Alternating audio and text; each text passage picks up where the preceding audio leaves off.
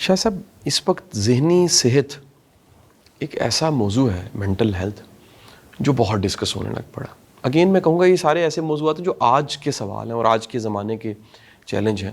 ایک بڑا دل خراش واقعہ چند دن پہلے اسلام آباد میں ہوتا ہے، اور کہہ لیجئے کہ اس میں جو کوچس ہیں، جو تھراپسٹ ہیں، یہ ڈسکس ہونے شروع ہوتے ہیں کہ ٹھیک کون ہوتا ہے. ایک بڑا چیلنج ہے شاہ صاحب کہ کتھارسس کے لیے سورس نہیں ہے. ایون کہ بڑی دنیا جو MS سی سائیکالوجی کرتی ہے انہیں کام ہی نہیں آتا سر. یہ بھی بڑا چیلنج ہے کہ پاکستان میں قابل سائیکیٹرسٹ، سائیکالوجسٹ نہیں ہے. ایون ایک بڑی تعداد سائیکالوجسٹ کی ایسی ہے، یہ بھی ایک پروفیشنل اوپینین کسی نے دیا، کہ جو سمجھتے ہیں کہ شاید ہم سن لیں گے. ان کے پاس کوئی اسکل نہیں ہے، ان کو CBT نہیں آتا، ان کو NLP نہیں آتی، ان کو ہپنوسس نہیں، ان کو سائیکوتھراپی نہیں آتی، ان کو ٹرمز کا پتہ. وہ بندہ کھول لیتے ہیں یعنی سرجری کر کے. نہ تو سر وہ بینڈیج کر سکتے ہیں، نہ جوڑ سکتے ہیں، نہ سرجری کر سکتے ہیں، نہ وہ سرجن ہے. سو کہیں نہ کہیں لوگوں کا اعتقاد، ایمان ان سے بھی اٹھ جاتا ہے. میرا سوال یہاں پر یہ ہے سر کہ اس سوسائٹی کو، جس میں اتنی چینجنگز آئی ہیں، جس کے اندر میٹیریلزم بڑھا ہے، سوسائٹی کو اپنے کتھارسس کے لیے، یا ایک عام بندے کو اپنے کتھارسس کے لیے، ایک عام بندے کو، جو میں مثال اکثر دیتا ہوں کہ میٹر کے ساتھ نیوٹرل تار لگی ہوتی تھی، اپنے آپ کو وینٹ آؤٹ کرنے کے لیے کیا کرنا چاہیے سر؟ دیکھیے، یہ جو آپ نے سیلف کتھارسس کی بات کی، اور یہ کتھارسس بذات خود بہت ضرورت ہے اس وقت ہماری. جو سائیکارٹسٹ بیٹھے ہیں، بھلے وہ تھراپی نہ جانتے ہوں، لیکن صرف اگلے کو ہمدردی سے سن کے اور ان کو یہ امپریشن دے کے کہ بڑے غور سے وہ ان کی باتیں سن رہے ہیں، رجسٹر کر رہے ہیں، ٹھیک سر. ایک بڑی خدمت ہو جاتی ہے. کہ ہمارے 90% مسائل ہیں ہی یہ کہ آپ کیتھارسس کرنا چاہتے ہیں. آپ جا کے کسی سائیکارٹسٹ کے پاس بیٹھ جائیے، کسی دعا کرنے والے کے پاس جا کے بیٹھ جائیے، اور دیکھیے کہ جو لوگ آ رہے ہیں وہ سٹارٹ یہیں سے کرتے ہیں: میں بڑا پریشان ہوں، بہت پریشان ہوں. آپ ان سے اگر بڑے پیار سے ہنستے ہوئے کہہ دیں کہ کیا ہوا، خیریت ہے، کیا پریشانی آ گئی، مجھے بتائیے. آپ کو ایک عجیب سی پلیزنٹ سرپرائز ملے گی ایٹ دی اینڈ، کہ وہ بندہ ایک لمبی کہانی آپ کو سنائے گا، ٹھیک سر. which may take about 45 minutes.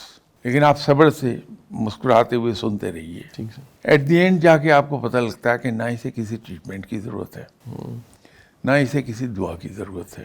اس کا صرف ایک پرابلم تھا کہ یہ وینٹ آؤٹ نہیں ہو پا رہا تھا. اس کو اسٹیم آف ہونے کے لیے ٹھیک سر. کوئی ایک جگہ چاہیے تھی، وہ میں نے پرووائڈ کر دی. یہ بندہ ہلکا پھلکا ہو گیا. آپ اس کو صرف اس کی جسٹ گیو ہم اے پیٹ ایٹ ہز بیک، پیار کے ساتھ صحیح کہ جا یار، معاملہ ٹھیک ہو جائیں گے، کیوں غم کرتے ہو.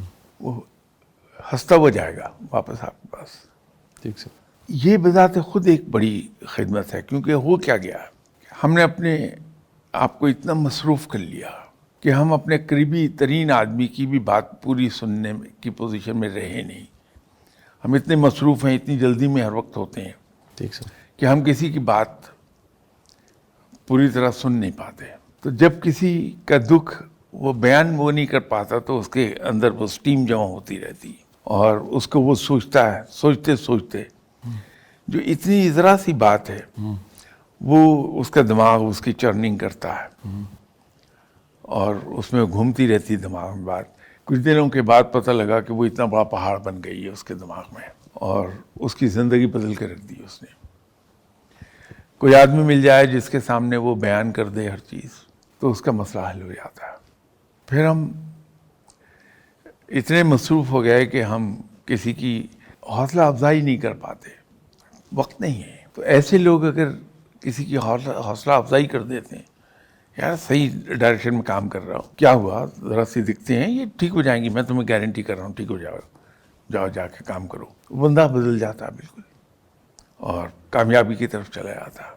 یہ چھوٹی چھوٹی چیزیں ہیں، ان کو آپ اینالائز کرنے بیٹھیں گے تو اینڈ پر ایک نتیجہ نکلتا ہے کہ ہمارے پاس وقت نہیں رہا. ہم اتنے مصروف ہو گئے ہیں کہ ایک گھر میں رہتے ہوئے ہم ایک دوسرے کی پرابلم سے واقف نہیں ہوتے ہیں. ٹھیک سر. سن نہیں پاتے ہیں. اگر سنیں گے بھی تو نیگیٹو کامنٹ ہم دے دیں گے, جبکہ نیگیٹو کامنٹس کبھی آپ کو ہیلپ نہیں کرتے, ٹھیک سر. دوسرے آدمی کو ہیلپ نہیں کرتے. ایک چیز جس کا میں ذاتی طور پہ سمجھتا ہوں کہ اس کی تلقین ہونی چاہیے کہ آپ اپنی ناکامیوں کے لیے تیار رہیے. اب یہ بڑا عجیب سی بات کہہ رہا ہوں آپ سے, لیکن اگر ہم ساتھ یہ کہہ دیں کہ اس لیے میں کہہ رہا ہوں کہ تمہاری کامیابی کا راستہ ناکامیوں میں سے گزرتا ہے. یہ ناکامیاں اصل میں ٹھیک سر. تمہاری کامیابی کے راستے ہیں. ان ناکامیوں کو گلے سے لگاؤ, ان سے سیکھو, کامیاب ہو جاؤ گے. ہم میں سے ہر آدمی اس وقت خوفزدہ ہے ناکامی سے. ہم واقعتاً ریئلی اسکیئرڈ آف فیلیئرس. تو اگر ہم ذہنی طور پہ تیار ہو گئے فیلیئرس کے لیے تو کامیاب ہو جائیں گے. یہ ایک چیز سکھانے کی ضرورت ہے. آپ چونکہ موٹیویشنل اسپیکر ہیں اور لوگوں کو موٹیویشن سکھاتے ہیں, یہ ایک پہلو ہے کہ ہم ناکامیوں کو قبول کرنے کے لیے ہر وقت تیار رہیں, کامیاب ہو جائیں گے. صحیح. کیونکہ جو ناکامی کو قبول کرنے کو تیار ہے وہ کبھی ناکام نہیں ہوتا, صحیح. ہمیشہ کامیاب ہو جاتا ہے, اس لیے کہ بڑی دلیری سے کام کرتا. صحیح. وہی اس کی کامیابی کا راز ہے.